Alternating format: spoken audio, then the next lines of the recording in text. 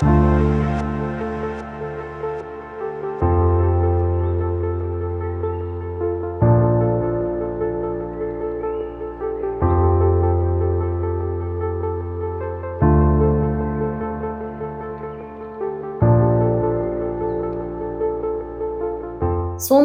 આજથી ભવ્ય રીતે સોમનાથ સ્વાભિમાન પર્વની ઉજવણીનો આરંભ થયો છે. સોમનાથ એ માત્ર એક મંદિર નહીં પરંતુ કરોડો હિન્દુઓની આસ્થા અને સ્વાભિમાનનું પ્રતીક છે. ઇતિહાસમાં મોહમ્મદ ગઝનીએ સોમનાથની ઇમારત ભલે તોડી હોય પરંતુ આસ્થાને કોઈ તોડી શક્યું નથી. એ ભાવ સાથે આ પર્વ ઉજવાઈ રહ્યો છે. આ પર્વ અંતર્ગત 72 કલાકનો અખંડ ઓમકાર જાપ યોજાશે. આજે વહેલી સવારે 4 વાગ્યાથી જ ભક્તો સોમનાથ તરફ પહોંચવા લાગ્યા છે. આગામી દિવસોમાં ખાસ કરીને 8 થી 10 તારીખ દરમિયાન લાખો ભક્તો સોમનાથ મંદિરની મુલાકાત લેશે. ભક્તોની ભારે સંખ્યાને ધ્યાનમાં રાખી સોમનાથ ખાતે વિશાળ પ્રમાણમાં સુરક્ષા અને વ્યવસ્થાઓ કરવામાં આવી છે. જાણવા મળ્યું છે કે આ પર્વને વધુ ગૌરવમય બનાવવા માટે પ્રધાનમંત્રી શ્રી નરેન્દ્ર મોદી પણ સોમનાથ આવી રહ્યા છે. સોમનાથ સ્વાભિમાન પર્વ અંતર્ગત શૌર્ય યાત્રાનું આયોજન પણ કરવામાં આવ્યું છે.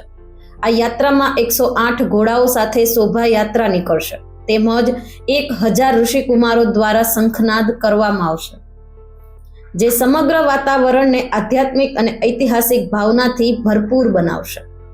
આ પર્વ માત્ર એક ધાર્મિક કાર્યક્રમ નહીં પરંતુ લાખો સોમનાથ ભક્તો માટે એક અનેરો ઉત્સવ છે.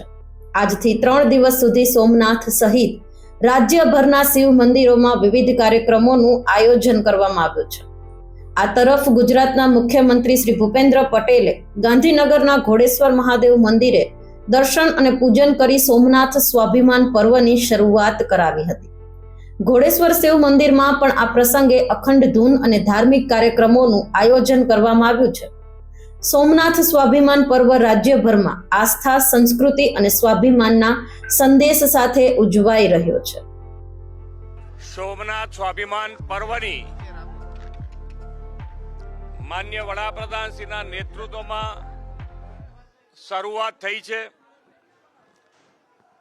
72 કલાક ઓમકારનાદ થવાનો છે. 1000 વર્ષ પૂર્વે સોમનાથ ઉપર જે એટેકો થયા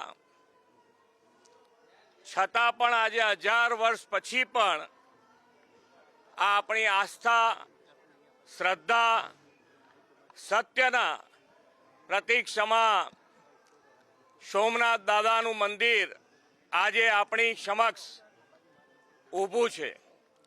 તો આની ઉજવણી આપણે સૌ સાથે મળી અને કરીએ. માન્ય વડાપ્રધાનશ્રીએ હર હંમેશ વિકાસની સાથે આપણી અસ્મિતા, આપણું ગૌરવ, આપણું સત્ય, વિરાસતને પણ એટલું જ મહત્વ આપી અને આગળ વધ્યા છે. જ્યારે આજે આપણને બધાને આ સાતત્ય, આ શ્રદ્ધા, આ આપણી સંસ્કૃતિમાં જોડાવાનો અવસર મળ્યો છે, તો દરેકે દરેક જણ આની અંદર જોડાય. ઘરેથી પણ જોડાઈ શકે છે. ઘરે પણ ભગવાનનું નામ ઓમકાર નાદ કરીને આની અંદર જોડાય અને આપણા ગૌરવને આપણે ઉજાગર કરીએ. सोमनाथ स्वाभिमान पर्व अटूट आस्था के 1000 वर्ष संघर्ष से सफलता, मोहम्मद गजनी जेवा अनेक आक्रमण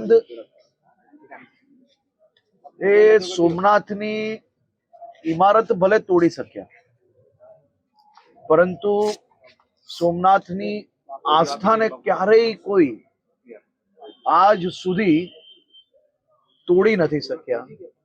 એવા સોમનાથ દાદાની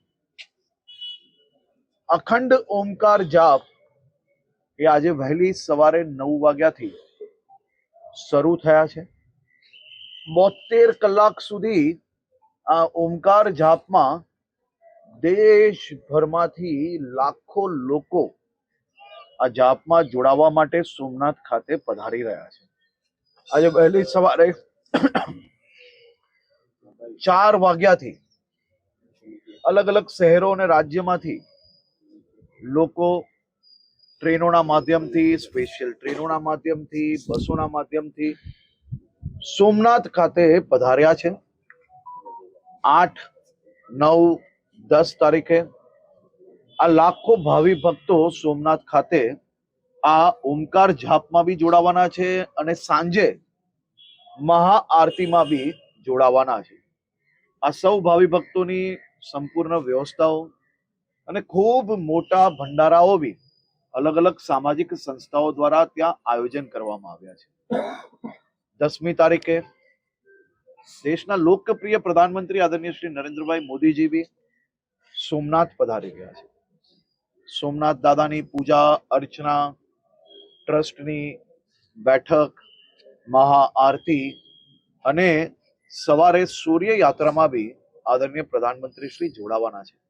આ સૂર્ય યાત્રા એક વિશેષ યાત્રા છે જેમાં 108 ઘોડાઓ, 1000થી વધારે